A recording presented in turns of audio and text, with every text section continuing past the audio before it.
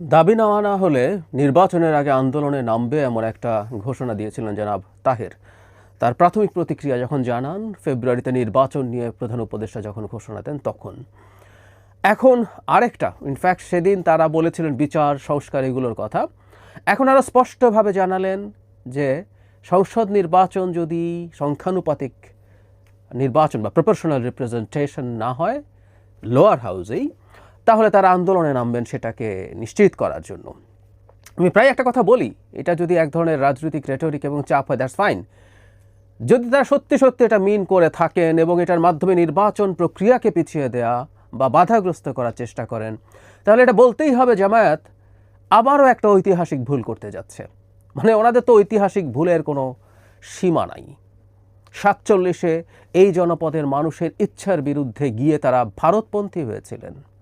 71-এ একই এই জনপদের মানুষের ইচ্ছার বিরুদ্ধে শুধু পাকিস্তানপন্থী না, পাকিস্তানপন্থীদের সহযোগী হয়েছিলেন, কোলাবোরেটার্স হয়েছিলেন, অপরাধ করেছিলেন।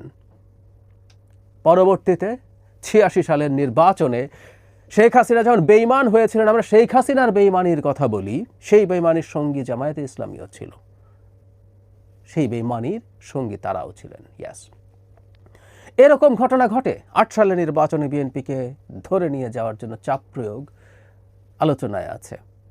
ফলে আবার একটা পরিস্থিতি কি তৈরি হলো, জামায়াত একটা ঐতিহাসিক ভুল করতে যাচ্ছে। তাদের এই ভুল এবং ভুল রাজনীতি করার টেন্ডেন্সি সবসময়, এবং মোটা দাগে ক্ষমতাসীনদের সাথে থাকা। 71-এর কথা যদি বলি, 86 বলি, একই ধরনের টেন্ডেন্সি আছে বলে আমি দেখতে পাচ্ছি।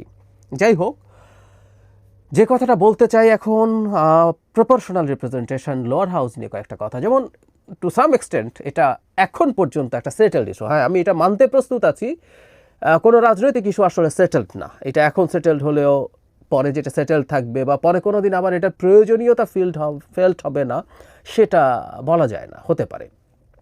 কিন্তু প্রপোর্শনাল রিপ্রেজেন্টেশন নিয়ে যে আলাপ হয়েছে, এটা মূলত উচ্চ কক্ষের প্রপোর্শনাল রিপ্রেজেন্টেশন নিয়ে আলাপ হয়েছে। আমরা এটা মানতে প্রস্তুত আছি যে ব্যবস্থায় আমরা আছি, ফার্স্ট পাস্ট দ্য পোস্ট সিস্টেমে, এখানে ভোটের হিসেবে গড়বড় হয়। যথেষ্ট ভোট পেয়েও একটা দল কম সিট বা এমনকি কোনো সিটও না পেতে পারে, এটা সত্য, এটা আমরা মানি, এটা আমরা বুঝতে প্রস্তুত আছি। সেই কারণে আমরা বলেছিলাম একটা হাইব্রিড সিস্টেম, লোয়ার হাউসে এটা, আপার হাউসে ওটা, তাহলে দুটো জিনিস হবে, একটা চেকস অ্যান্ড ব্যালেন্সও হবে। কিন্তু লোয়ার হাউসে এটা হবে না, এই ধরনের একটা আন্ডারস্ট্যান্ডিং সবার মধ্যে কম বেশি আছে, কারণটা বোধগম্য। লোয়ার হাউসে যদি এটা হয় তাহলে আমরা একটা স্টেবল সরকার পাবো না। ফান আছে একটা, জামায়াত যখন এই কথাটা বলছে, তারপর একটা আনস্টেবল সরকার তৈরি হোক, তারপরও আমরা প্রপোর্শনাল রিপ্রেজেন্টেশন চাই। সে জামায়াতে ইসলামী কিন্তু আর্টিকেল 70 যেইভাবে এখন সংশোধিত হওয়ার কথা আসছে, যেখানে অনাস্থা ভোটের ক্ষেত্রে দলের বিরুদ্ধে ভোট দেওয়া যাবে না বলে বলা হচ্ছে, তারা কিন্তু সেটার বিরোধিতা করেনি। তার মানে আমরা মানছি 70 অনুচ্ছেদ আগের মতো না রেখেও যতটুকু পাল্টাচ্ছি, সেখানেও আমরা প্রধানত গুরুত্ব দিচ্ছি সরকারের স্থায়িত্বকে, স্থিতিশীলতাকে। যদি তাই হয়ে থাকে, প্রপোর্শনাল রিপ্রেজেন্টেশনে একটা সরকার কি টিকবে, তৈরি হতে পারে। আমরা অনেক কথা বলেছি, আজকে অল্প একটু বলি। একটা দল 40% ভোট পেল, বাংলাদেশের বিচারে 200 সিটও তারা পেয়ে যেতে পারে সেটায়, বা 70-80 তো পাবেই। তো যদি তা হয়ে থাকে, প্রপোর্শনাল রিপ্রেজেন্টেশনে সে 120টা সিট পায়, তার আরও 31টা সিট লাগবে সরকার তৈরি করার জন্য, এবং সেটা নিয়েই নানান ধানাই পানাই হবে। আমাকে যদি এটা দাও, এই মন্ত্রী দাও, ওটা দাও, সেটা দাও, তাহলে আমি সমর্থন দেব। অথবা হতে পারে নানান রকম ধান্দা, এটা কাজ দিতে হবে, ওটা কাজ দিতে হবে। ইনফ্যাক্ট এটা আপার হাউসে প্রপোর্শনাল রিপ্রেজেন্টেশন হলেও যে হবে না তা না, কিন্তু যেহেতু সরকারের স্থিতিশীলতার প্রশ্ন করছে, এবং আপার হাউসে কিছু এত লোয়ার হাউসের মতো এত বেশি সক্ষমতা তার থাকবে না, সুতরাং সরকারের মোটা দাগে কাজ হ্যাম্পার্ড হবে না। ওখানেও কিন্তু একই ধান্দা হতে পারে আপার হাউসে যদি হয়। একটা দল যদি 40টা সিট পায় প্রপোর্শনাল রিপ্রেজেন্টেশন অনুযায়ী 100-র মধ্যে, তার 11টা সিট লাগবে কোনো কিছু জেনারেল মেজরিটি পাওয়ার জন্য। ওই 11টা যারা দেবে তারা একই রকম কাজ করার চেষ্টা করতে পারে, কিন্তু সেই ক্ষেত্রেও অন্তত সরকার আনস্টেবল হবে না। এখানে সমর্থন প্রত্যাহার করে নিলাম, একবার দিলাম, আবার দিলাম, এসব চলতে থাকে। ইনফ্যাক্ট নেপালে আমরা এই সংকটটা দেখছি নিজের চোখে। তারপরও যখন একটা দল এটা চায়, তখন তার উদ্দেশ্য নিয়ে প্রশ্ন করতেই পারি আমরা, প্রশ্ন করা উচিতই হবে।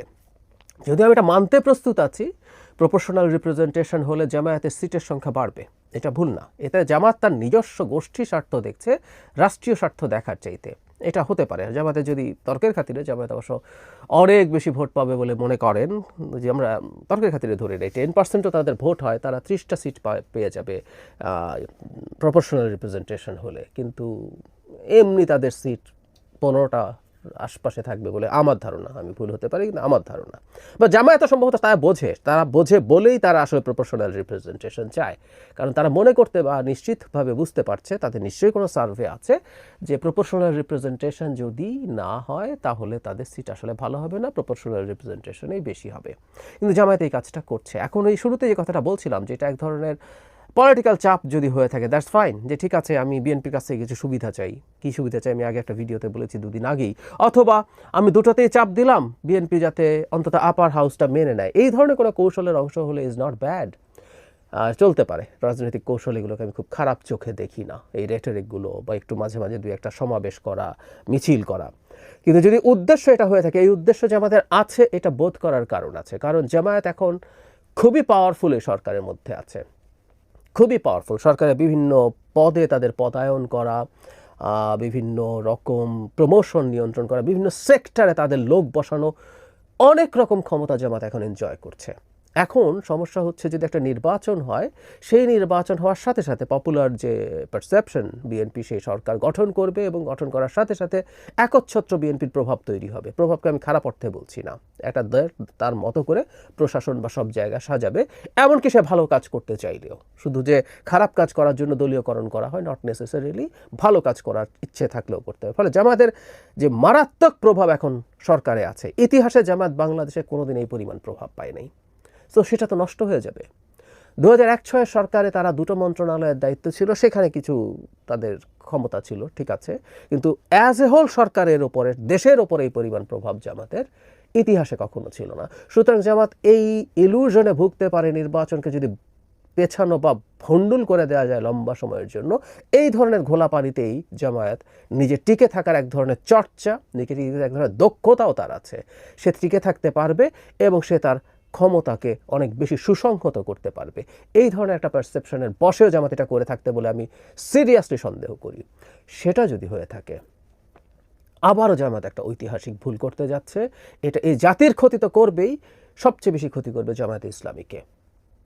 একটার পর একটা ভুল সিদ্ধান্ত নেওয়া জামাত আবারও একই রকম একটা ডিজাস্টারাস সিদ্ধান্ত তাদের দলের পক্ষে নেবেন কিনা, সেটা দেখার জন্য আমরা অপেক্ষা করছি। আমি আশা করতে চাই তারা এই ভুল করবেন না, কিন্তু ওই যে কিছুদিন পরপরই তাদের কোনো একটা বাতিক আছে, তাদের এই বাতিকটা কোনো একটা রোগ আছে, সেই রোগ তাদের পেয়ে বসে, ঘাড়ে ধরে হাতে ধরে একটা ডিজাস্টারাস ভুল করতেই হবে।